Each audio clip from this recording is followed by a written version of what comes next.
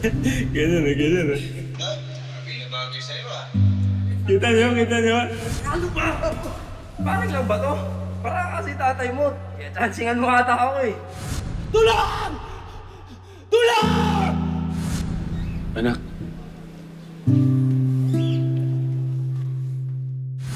Walang coach, walang laban.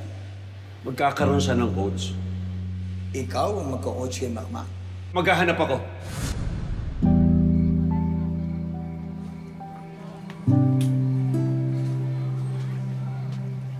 Apo, Na, tumawag sige mo. Tulog na raw ang lolo mo.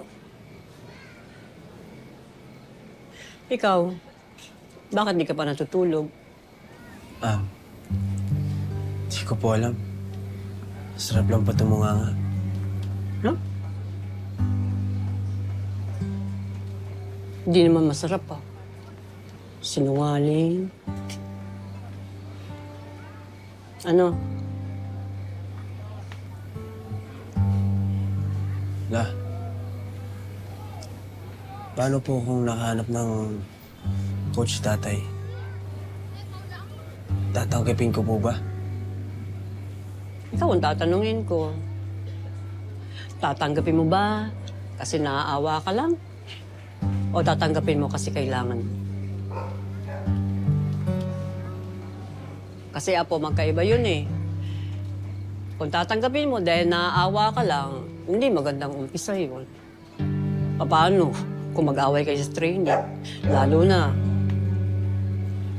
sariwa pa yung sakit dyan sa puso mo. Sariwa pa yung galit mo.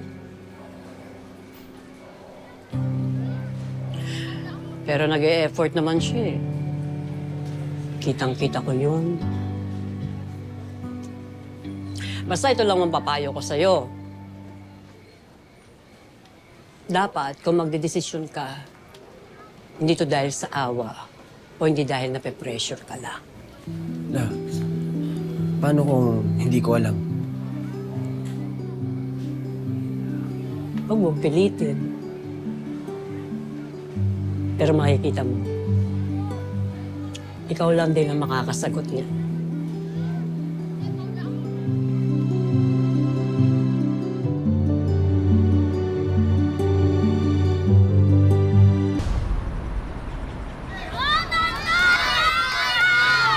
Jump! Jump! Oh! Uy! Ano? Ayos ka lang! Jump! Jump! Oh! Uy! Tonton! Ano, okay ka lang? Ano, okay ka lang? Kaya pa? Ayoko na. Laki-laki ng kalaban ko, pinagtatawanan pa po nila ako. Eh ano naman ngayon? Tandaan nyo ha, lahat tayo pwedeng bumagsak.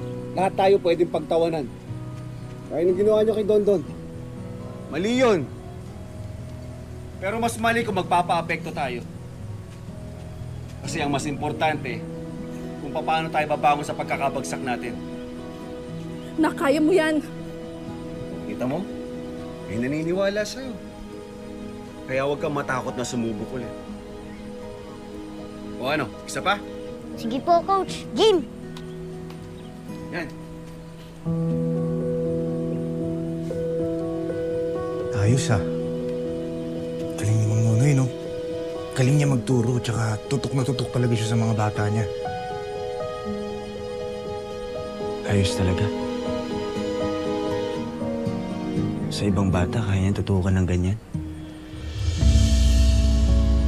Samantalang ako, hindi naman ginawa sa akin noon yan eh. Tara na. Sa iba na lang tayo dumaan.